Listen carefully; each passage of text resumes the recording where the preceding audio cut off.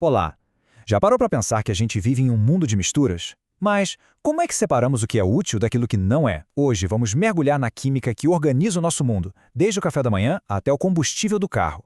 Olha só para essas três imagens: uma estação de tratamento de água, lixeiras de reciclagem e uma refinaria de petróleo. Parecem coisas totalmente diferentes, não é mesmo? Mas e se eu disser que todas elas dependem de um único e poderoso princípio? Qual será, hein? Pois é, a resposta é essa palavrinha mágica: separação. Pensa bem, na estação de tratamento, a gente separa as impurezas para ter água limpa. Na reciclagem, separamos plástico, papel, metal. E na refinaria, os vários componentes do petróleo são separados para virar combustível. No fim das contas, tudo se resume a isso: separar as coisas. E para a gente entender como isso funciona na prática, vamos pegar um exemplo que está no nosso dia a dia: o café da manhã. Aquele ato simples de coar um café é a porta de entrada perfeita para o incrível mundo da ciência da separação. Muita gente acha que café é basicamente cafeína com água, mas, como diz essa citação, isso é um grande engano. Então, peraí, se não é só cafeína, o que mais tem ali dentro da nossa xícara? E a resposta, olha, é de cair o queixo. Um único grão de café é um verdadeiro coquetel químico. Tem minerais, aminoácidos, gorduras, açúcares, até vitaminas.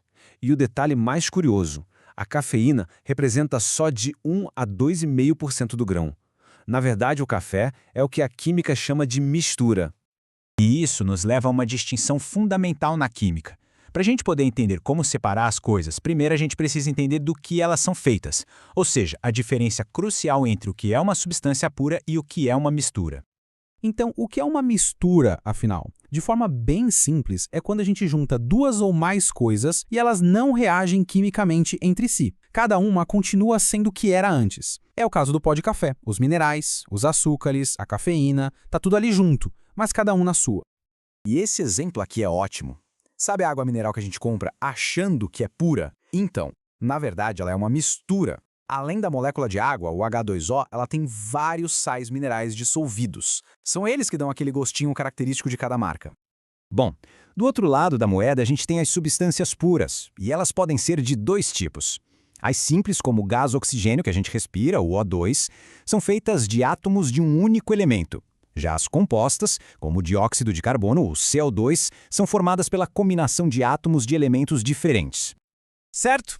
Agora que a gente já sabe a diferença entre misturas e substâncias puras, vem a pergunta: como os químicos conseguem separar tudo isso? Bom, eles têm uma espécie de kit de ferramentas para organizar o mundo pedacinho por pedacinho.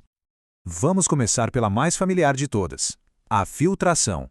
Esse processo separa um sólido que não se dissolve num líquido usando um filtro. É exatamente o que acontece quando a gente coa o café. O filtro de papel segura o pó, que é o sólido, e deixa passar a bebida, que é o líquido. Simples assim.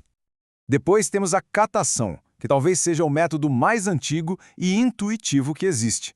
É literalmente separar com a mão os componentes de uma mistura de sólidos, olhando o tamanho, a forma, a cor. É o que a gente faz quando escolhe o feijão antes de cozinhar, ou, numa escala bem maior, quando se separam os materiais de uma usina de reciclagem. A levigação já é um método bem engenhoso que se baseia na densidade. Uma corrente de água passa pela mistura. O que for mais leve, menos denso, é arrastado pela água. O que for mais pesado, mais denso, fica para trás. O exemplo clássico disso é o garimpeiro na beira do rio, separando a areia levinha do ouro, que é super pesado. E tem também a separação magnética. O nome já entrega tudo, né? A gente usa um ímã para puxar os materiais que são atraídos por ele, como o ferro, para fora da mistura. É um processo fundamental na reciclagem. Mas, e quando as substâncias estão completamente dissolvidas umas nas outras? Aí, a gente precisa de uma ferramenta mais poderosa. E agora, a gente chega num dos métodos mais poderosos e que mais transformaram o mundo. Um processo que literalmente move a nossa sociedade moderna: a destilação. Para entender a destilação, é preciso primeiro entender um conceito-chave: o ponto de ebulição. É a temperatura exata em que um líquido vira gás. Cada substância pura tem um ponto de ebulição único, é quase como uma impressão digital. E é essa característica que faz a destilação funcionar. E aqui está o pulo do gato. Substâncias puras e misturas se comportam de jeitos bem diferentes quando fervem. Uma substância pura, como a água, ferve numa temperatura constante. O gráfico fica retinho. Agora, numa mistura, tipo água com sal, a temperatura de ebulição vai subindo, subindo enquanto o processo acontece.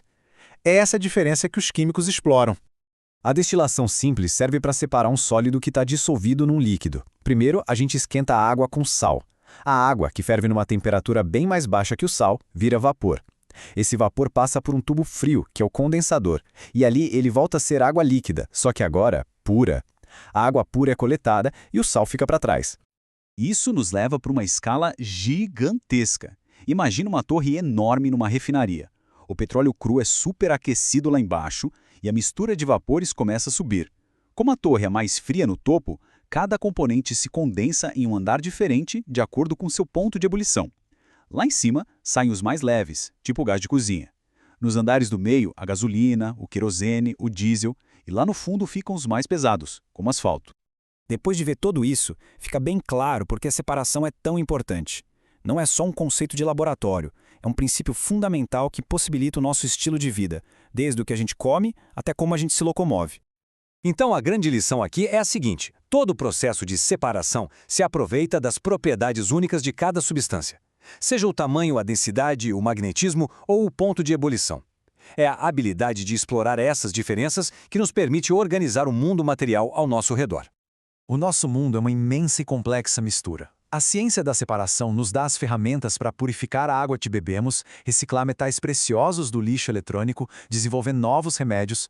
A pergunta que fica não é se podemos separar, mas sim qual será a próxima mistura que a gente vai escolher desvendar para construir um futuro melhor.